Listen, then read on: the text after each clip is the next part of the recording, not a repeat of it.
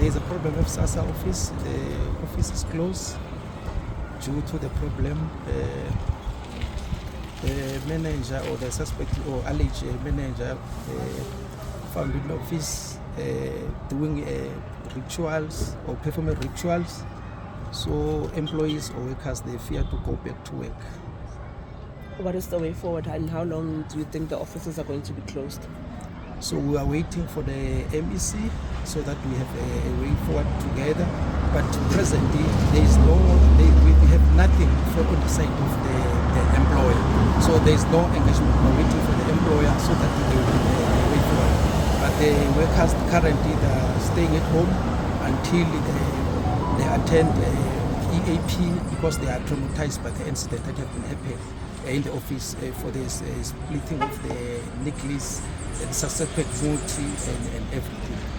But now, what would be your presentation to the MEC? What do you want to see done? As now the worker, are you ready to go back, or are you not ready to go back? What is the alternative is to have the new structure because workers cannot come back. Because in terms of OHS employees, they are not safe at all. So they cannot go back in that place because of that ritual. Because most of the employees are traumatized by the incident. As far as we know, that most of the people they believe in different things, so they cannot come back and continue to work as normal. Because even now, some are living in fear and anxiety because of the incident that have been happening. And this might have been going through in South Africa in the social media, so they are not able to go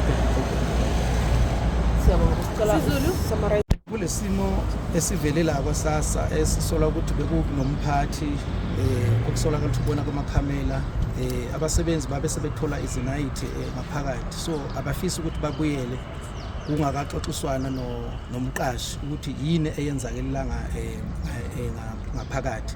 So iservice isamile namanje sisalindele umqashi ukuthi aqhamuke nohlelo azovela nalo ukuthi uzokwenza njani njengoba manje umphakathi ukuthi uthole ama-services. Kuyaziwa ukuthi abantu abaningi abadinga usizo kwaSASSA ngabantu odade wethu nabosisi bethu abahluphekile nabangasebenzi. So okwamanje vele usiza abakakhulu ngenxa yokuthi amahhovisi esavalile njengoba nibona ukuthi usavalile njengamanje. Sizothi masiqeda la sikhona ukukhuluma no-MEC bese siba nendlela eya phambili. Kodwa ikuphi nini nizokubeka ku-MEC nicela ukuthi kwenzeke?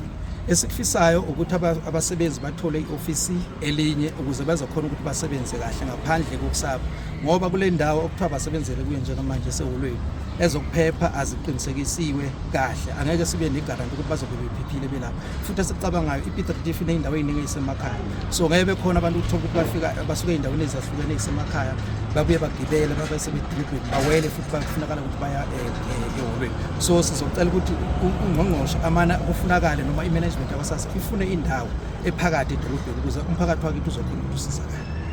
Siyabonga.